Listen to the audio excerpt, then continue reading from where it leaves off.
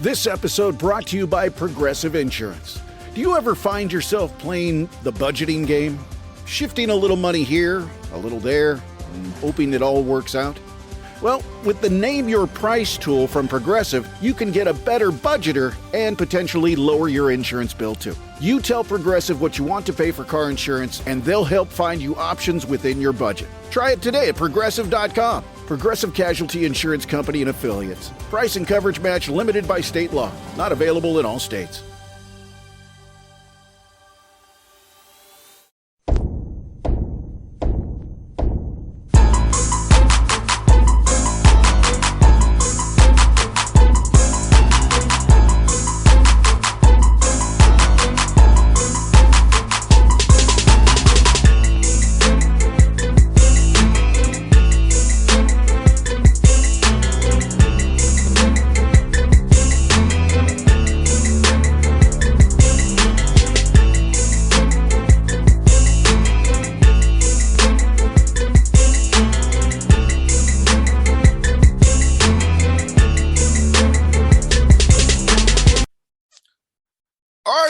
Back here on the Bossman show, West Kentucky Hilltoppers head coach Rick Stansbury, who I've seen for years coaching his game. I got him on my show now in Bowling Green, Kentucky. Well, I have some friends up there as well. Coach, how's life up there for you guys in Hilltopper country, man?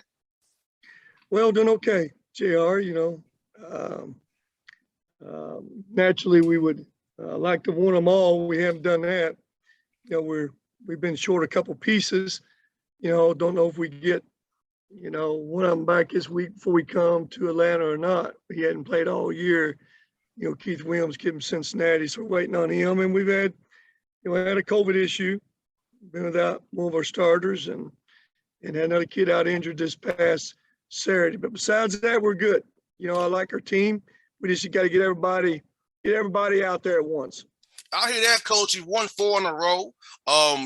So that's good for you guys as well, beating a tough EKU team. AW does a great job up there. They play fast, attacking the whole time. Then you got a tough MAC opponent coming into your house on Wednesday night. Then you come to Atlanta and play Kermit Davis and Ole Miss. So seeing your team seeing different styles has to help you always get ready for that conference USA play here coming up here real soon. Well, again, we started off so far, JR, playing a lot of different styles. We opened up basically with Minnesota, kind of a really controlled team. Then you got a real physical team in South Carolina, how they're going to play you. Then we go to Memphis and play a totally different style. People really get up into you. And like you said about Eastern Kentucky, I think they were 3rd in the country in attempts and makes and 3-pointers. So we're not going to see anybody shoot any quicker and really any better than they did. So we've seen a lot of different styles. So we got a really good Buffalo team coming in here Wednesday, who basically all 5 starters back, picked to win that MAC. So then always, Ole Miss, Kermit does a great job. They got a really good team. He thinks this is one of the better teams he's had since he's been there. Most definitely, Coach. Let me ask you something, man. Last year was a tough year for everybody involved, even myself being on radio. 21 wins, Coach, during a COVID year. I know you want the results you wanted to have was winning deep into March, but think about having 21 wins in a tough year as it was, how your guys fit through all that adversity last year. Yeah, JR, again, I couldn't have asked more from our guys, but one more free throw, one less turnover makes it perfect. But I don't let that last game determine how good our team was. It was a challenging year. It probably affected our team more than anybody in this league because it took away from home crowds, which we were the one team in the league that would have sold out most nights. And number 2, it neutralized our talent because they made us play on a Friday, Saturday night. We lose 2 games, total of 3 games in the league. 2 of them came on a second, beat somebody on a Friday night, and you got to turn around and play them on Saturday night. And that was a huge challenge. So from all those things, that was difficult. We had some great wins, start the season out and, Northern Iowa beat Memphis and lost that championship game to West Virginia, went to Alabama and won. So you're in the South, you know how good they were last year and how difficult that was. But we had some good wins and went to championship game again in a conference tournament and, got beat in overtime there. So it was a difficult, challenging year. And, I was hoping all that COVID stuff was behind us, and basically we didn't have but one COVID guy all year long. We've already didn't lose a starter basically all year, and we've lost a starter as we speak right now is out. So, just that was challenging, but at the same time, I was proud of the way our kids handled it and what they accomplished. No doubt, Coach. I know for me, when my interns were tough on me, man. So I know how I know having if you got the six kids, you have 15 and then us support staff. So I can only imagine, because I know I had tough for my 6. So I can only imagine seeing how the growth of these young men have went through, because I'm in my 30s, Coach. I'm a little older than your guys are, but just seeing how I grew as a leader over this past year. Think about for you as well. But as long as you've been doing is having to lead young men through something like this, you never had to lead through it before. Illness like that can take you out or take out your family members if they get it from you. So how was that trying to keep them vigilant about that? Because they're college kids. They want to go out and have fun, but they can't because of being safe for their team.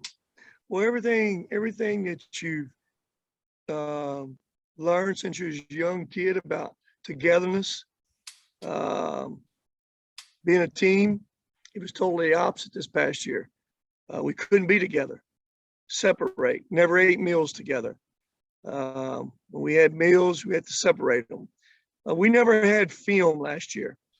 All film was done individually with coaches. We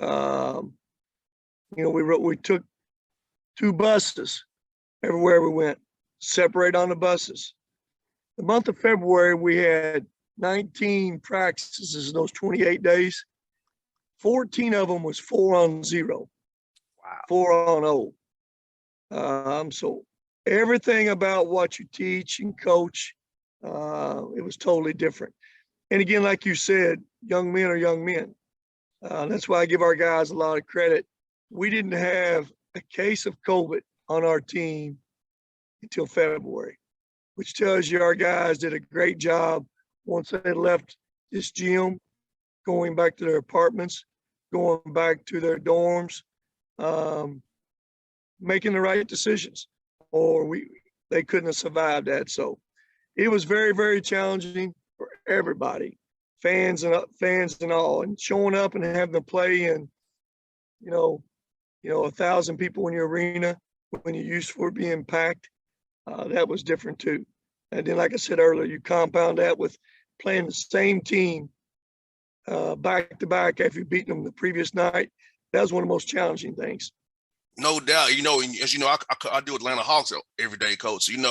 Having to play in Charlotte last night, fly to Minneapolis today, a 2.5-hour flight.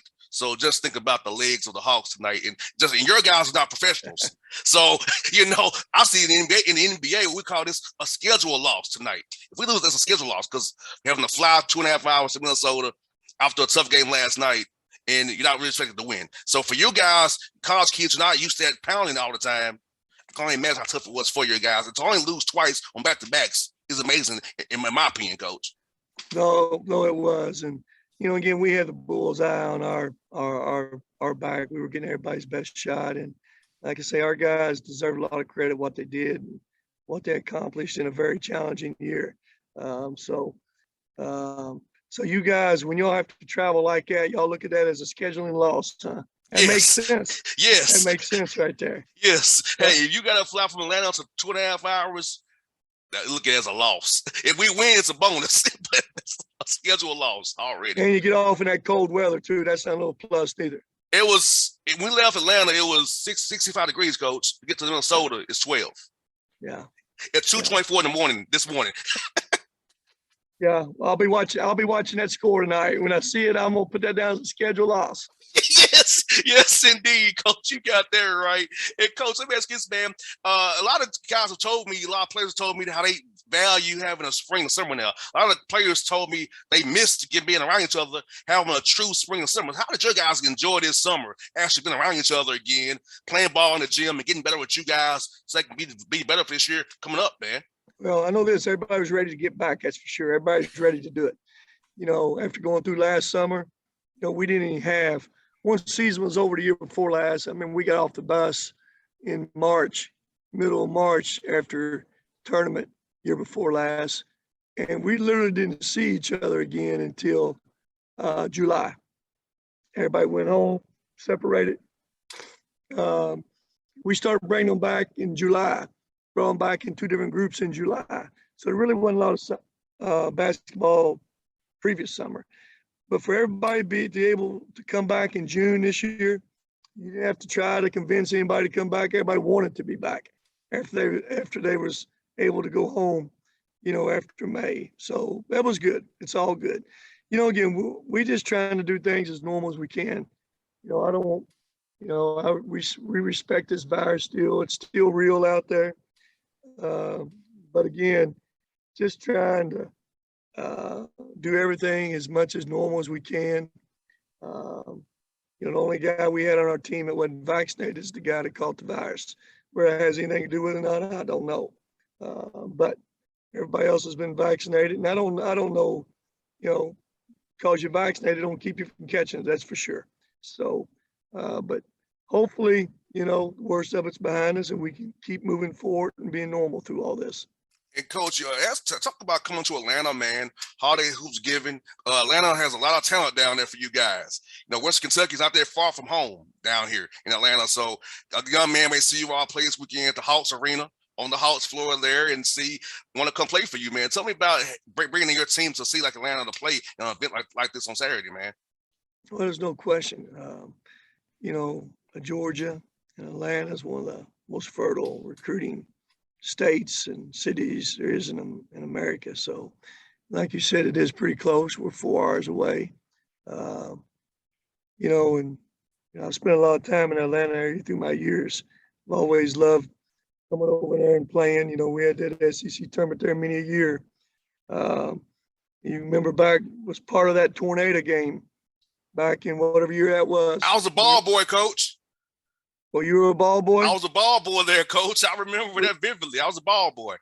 Was you there tonight? We were playing Alabama when a tornado hit? I sure was. All right, yep. So there's a lot of memories from all that, good and bad. So then having to go play to finish the tournament out at Georgia Tech the next day with no fans, that was a challenge. But you all put together a great tournament down there. You got a lot of great teams, and anybody out there that wants to see good basketball, you need to go buy a ticket and watch good basketball all day long.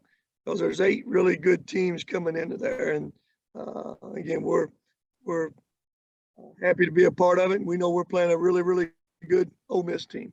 Yeah, Coach. What's funny? Like my father was a football coach, so I've been around sports my whole life. So I want to ask you, man. I never want to be in coaching. I saw how my dad was stressed. You're a smart guy. You smart guy. I want to be in radio. So tell me, where point at you decide you want to get into coaching and help young men grow and become better players and play better men going forward, man? Well, JR, where I was from, I grew up in Kentucky. I grew up just not in Kentucky, but out in the country. And when I grew up, there wasn't anything else to do where I was from. I worked on a farm, I hunted and I fished, I played basketball. Basketball was part of who I was. Don't know how I became such a love for it. But when you're in that state, that's years ago. It's different now. You know that there's so many other different distractions now. But just grew up loving the sport. My dad, he didn't play college, played high school, but was always encouraging as a young kid to play basketball. But it was just something I took up with. And I found a passion about it. I found a love for it. And I went to work. That's all I did. As I said, I worked on a farm, hunted and fished, and played basketball. Found a way to get to college. And again, I knew at a pretty early age in college, I loved the game so much that I wanted to be a part of it. After your first few years playing, you get closer to the end of your career, you realize you're not going to play for the Atlanta Hawks, and you got to be able to figure out what you're going to do. Oh, yeah. But I knew basketball was part of my life, and I love being around it. And coaching was a way around it. So I was blessed to be able to get a GA job right after that. And, and I've been tunnel vision most of my life till I got married, and I had blinders on. It was all basketball 24/7. I didn't get married till I was about 38, and I put a little bit of balance in my life. But, I've been blessed to be able to do something that I've loved to do, that I love. It's always been easy. As you well know, Starkville, Mississippi, 20 some odd years, not easy, JR. Oh, yeah. But we were blessed. We were blessed there. And so, I don't know if everybody can in life, you talk to so many people, when they get out of college, they just got to get jobs. And a lot of people end up doing things that they don't really love to do, but they do it for money. That was good. I didn't get into coaching for money. That's for sure. I'm blessed the way it turned out. But I would have starved to death my first several years in coaching. Nowadays, nowadays most people not willing to sacrifice like you used to. They want to start at the top, and it's the way it is. So basketball's been great for me, and I've, and been a part of a lot of young men's lives, a lot of family lives. That's who my life is. It's basketball. My best friends and best relationships all been formed through basketball. Coach, you're so right. Because you know what, Coach, for me, it was for me as a 4-year-old kid, Coach, going to meet Frankie Allen and Anthony Mason for the first time in my life at 4 years old from Atlanta. It gave me something other than what I grew up around. I grew up in the worst part of the city, Coach. I ain't gonna lie to you about that, but the worst part of Atlanta. So for me, football and basketball gave me an outlet to get out of the hood, to be able to who I am today. So I thank Frankie Allen giving me time. Coach Randy Peel giving me time going to basketball camps as a young kid, Randy Peel, where was Randy Peel at then? Over at Greensboro. Then he was at Winthrop. So when I was younger. So yeah. So, and I still talk to him to this day. All these guys still talk to this day. Jamal Brown, Cy Alexander, all those guys who helped me as a child. You know what I'm saying? Yep. So, and my first job, Coach, was in Memphis covering that beat. So I covered some of your game in Starkville back when I was there as a young reporter. I got you. So yeah, man. So I'm right with you, Coach, man. It's a passion for me as well. Like I love this business because Coach, then when the Hawks lose, it doesn't bother me as much because I don't take the stress of the loss. That's right. But I enjoy being around it though. You're around it. You still got athletes in your life. You still got young men around you every day. But like you said, you ain't got to take that stress back to that hotel room at nighttime. Hey, we lost reference to the Hornets. I'm on the plane. I'm in a good mood. I'm watching my homies play, and so I'm good. You need to step back of that plane, stay away from coaches. Then. Oh, you already know. I'm way in the back. Way in the back. Well, Coach Stansbury, it's good pleasure to have you on the show, man. For to seeing you this weekend here in Atlanta, man. I've always been a fan of yours for years, man. I'm happy at WKU. Now I have a house in Nashville still, so when I'll check out my house, when get off the area, I'm gonna give you my phone and I'll come up there and see you, man. Man, you're welcome up here anytime, JR. Make sure to come by the hotel there Friday night before the game. We'll see you at the game Friday night. We'll do, Coach. Thanks so much, man. Thank you, man. Yep. All right.